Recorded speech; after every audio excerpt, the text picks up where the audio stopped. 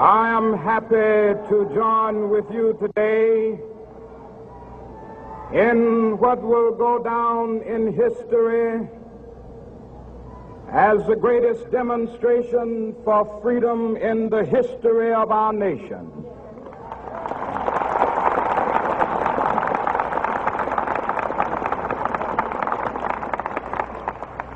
Five score years ago, a great American in whose symbolic shadow we stand today signed the Emancipation Proclamation. This momentous decree came as a great beacon light of hope to millions of Negro slaves who had been seared in the flames of withering injustice. It came as a joyous daybreak to end the long night of their captivity. But 100 years later, the Negro still is not free. 100 years later, the life of the Negro is still sadly crippled by the manacles of segregation and the chains of discrimination. 100 years later, the Negro lives on a lonely island of poverty in the midst of a vast ocean of material prosperity. 100 years later,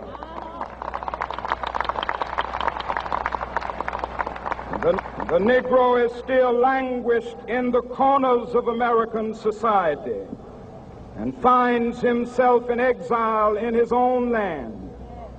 And so we've come here today to dramatize a shameful condition. In a sense, we've come to our nation's capital to cash a check.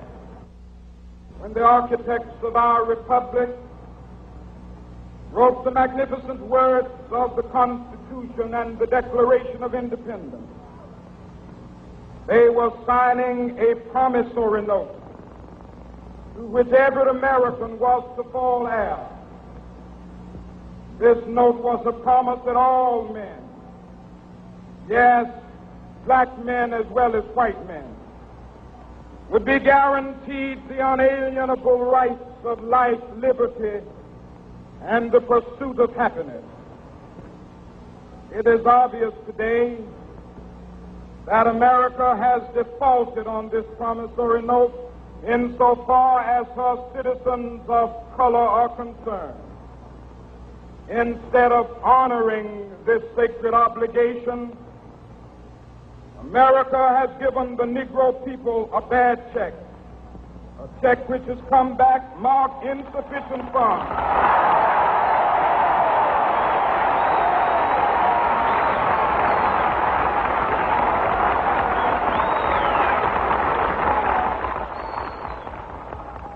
But we refuse to believe that the Bank of Justice is bankrupt.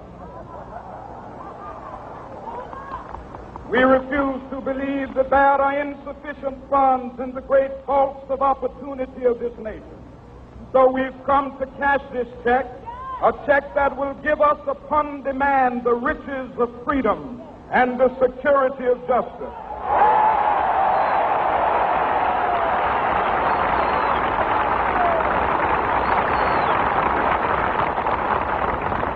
We have also come to this hallowed spot to remind America of the fierce urgency of now. This is no time to engage in the luxury of cooling off or to take the tranquilizing drug of gradualism.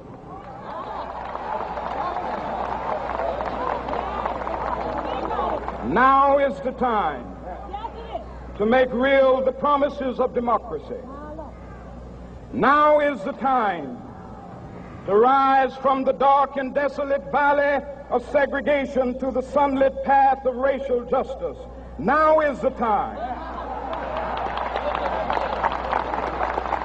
to lift our nation from the quicksands of racial injustice to the solid rock of brotherhood. Now is the time to make justice a reality for all of God's children.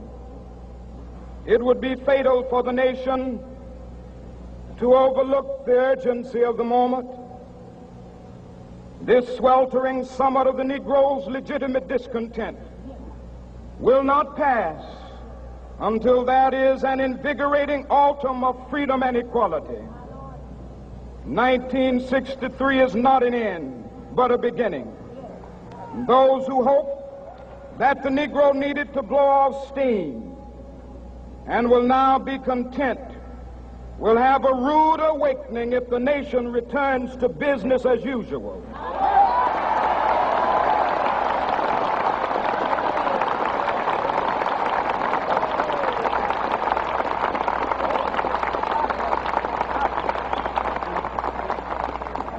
There will be neither rest nor tranquility in America until the Negro is granted his citizenship rights. The whirlwinds of revolt will continue to shake the foundations of our nation until the bright day of justice emerges. But that is something that I must say to my people who stand on the warm threshold which leads into the palace of justice. In the process of gaining our rightful place, we must not be guilty of wrongful deeds. Let us not seek to satisfy our thirst for freedom by drinking from the cup of bitterness and hatred.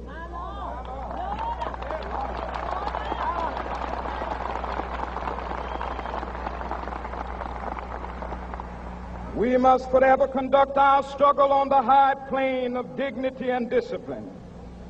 We must not allow our creative protests to degenerate into physical violence. Again and again, we must rise to the majestic heights of meeting physical force with soul force. The marvelous new militancy which has engulfed the Negro community must not lead us to a distrust of all white people. For many of our white brothers, as evidenced by their presence here today, have come to realize that their destiny is tied up with our destiny.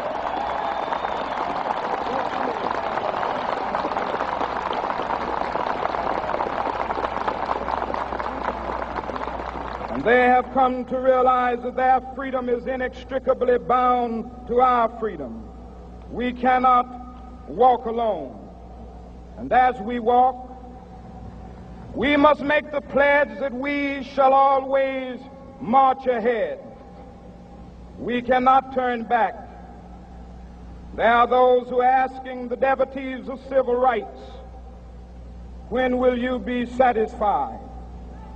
We can never be satisfied as long as the Negro is the victim of the unspeakable horrors of police brutality. We can never be satisfied as long as our bodies, heavy with the fatigue of travel, cannot gain lodging in the motels of the highways and the hotels of the cities.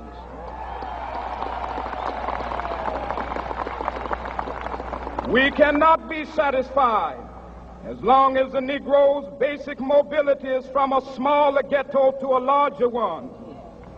We can never be satisfied as long as our children are stripped of their selfhood and robbed of their dignity by signs stating for whites only.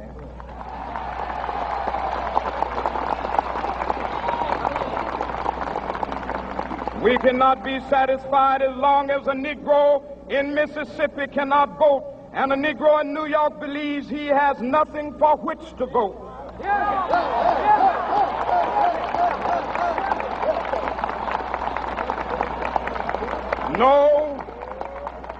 No, we are not satisfied, and we will not be satisfied until justice rolls down like waters and righteousness like a mighty stream.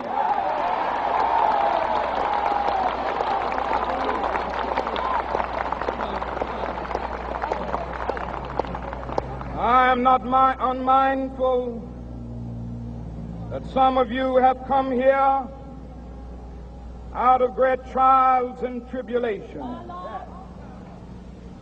Some of you have come fresh from narrow jail cells. Some of you have come from areas where your quest for freedom left you battered by the storms of persecution and staggered by the winds of police brutality. You have been the veterans of creative suffering. Continue to work with the faith that unearned suffering is redemptive. Go back to Mississippi.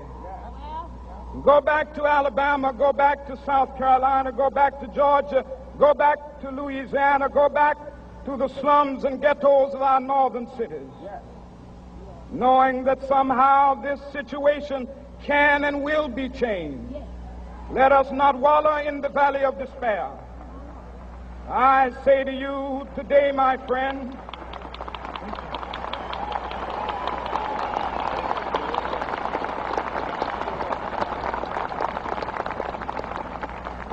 so even though we face the difficulties of today and tomorrow, I still have a dream. It is a dream deeply rooted in the American dream. I have a dream that one day this nation will rise up and live out the true meaning of its creed.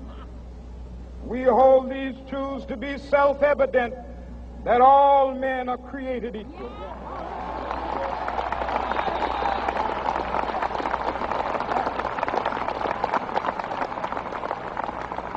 I have a dream that one day on the red hills of Georgia, the sons of former slaves and the sons of former slave owners will be able to sit down together at the table of brotherhood. I have a dream that one day, even the state of Mississippi, a state sweltering with the heat of injustice, sweltering with the heat of oppression, will be transformed into an oasis of freedom and justice. I have a dream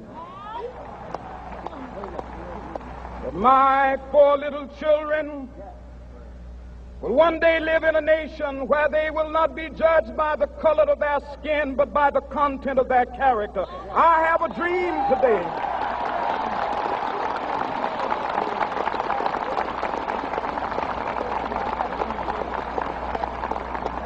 I have a dream that one day down in Alabama, with its vicious racists, with its governor having his lips dripping with the words of interposition and nullification, one day right there in Alabama, little black boys and black girls will be able to join hands with little white boys and white girls as sisters and brothers. I have a dream today.